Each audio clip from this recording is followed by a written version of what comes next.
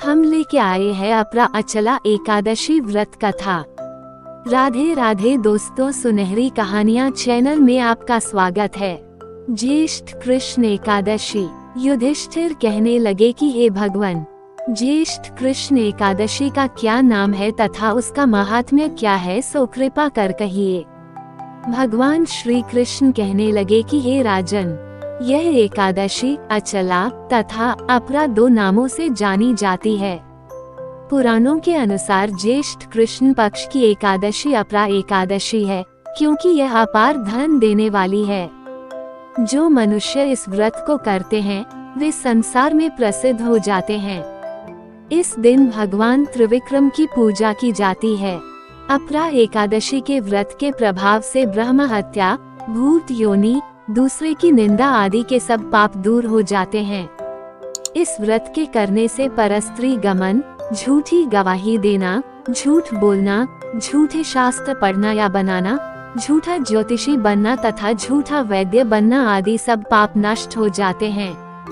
जो क्षत्रिय युद्ध से भाग जाए वे नरकागामी होते हैं, परंतु अपरा एकादशी का व्रत करने से वे भी स्वर्ग को प्राप्त होते हैं।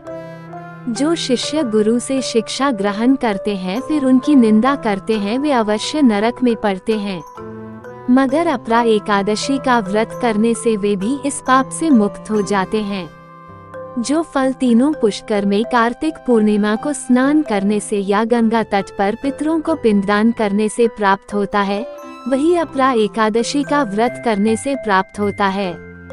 मकर के सूर्य में प्रयागराज के स्नान से, शिवरात्रि का व्रत करने से, सिंह राशि के बृहस्पति में गोमती नदी के स्नान से, कुंभ में केदारनाथ के दर्शन या बद्रीनाथ के दर्शन, सूर्य ग्रहण में कुरुक्षेत्र के स्नान से, स्वर्ण दान करने से अथवा अर्ध प्रसूता गौदान से जो फल मिलता है वही फल अपरा एकादशी के व्रत से मिलता है।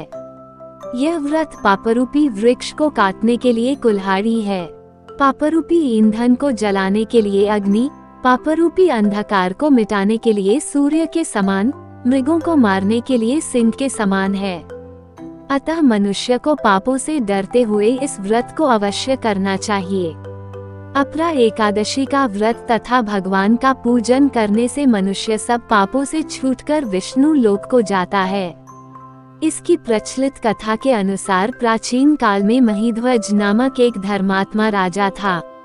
उसका छोटा भाई वज्रध्वज बड़ा ही क्रूर, अधर्मी तथा अन्यायी था। वह अपने बड़े भाई से द्वेष रखता था। उस पापी ने एक दिन रात्रि में अपने बड़े भाई की हत्या करके उसकी देह को एक जंगली पीपल के नीचे गाड़ दिया। इस अकाल मृत्यु से राजा प्रेतात्मा के रूप में उसी पीपल पर रहने लगा और अनेक उत्पात करने लगा। एक दिन अचानक धौम्य नामक ऋषि उधर से गुजरे। उन्होंने प्रेत को देखा और तपोबल से उसके अतीत को जान लिया। अपने तपोबल से प्रेत उत्पात का कारण समझा। ऋषि ने प्रसन्न होकर उस प्रेत को पीपल के पेड़ से उतारा तथा परलोक विद्या का उपदेश दिया।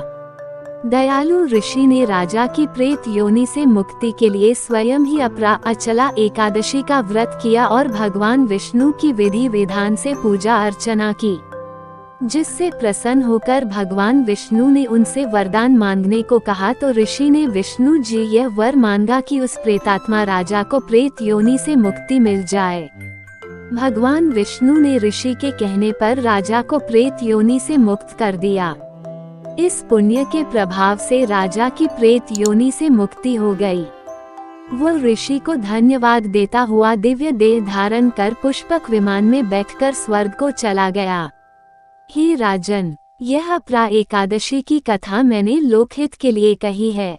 इसे पढ़ने अथवा सुनने से मनुष्य सब पापों से छूट जाता है। कथा समाप्त। अब तक अगर आपको ये कथा पसंद आई तो चैनल को लाइक, शेयर और सब्सक्राइब करें। धन्यवाद।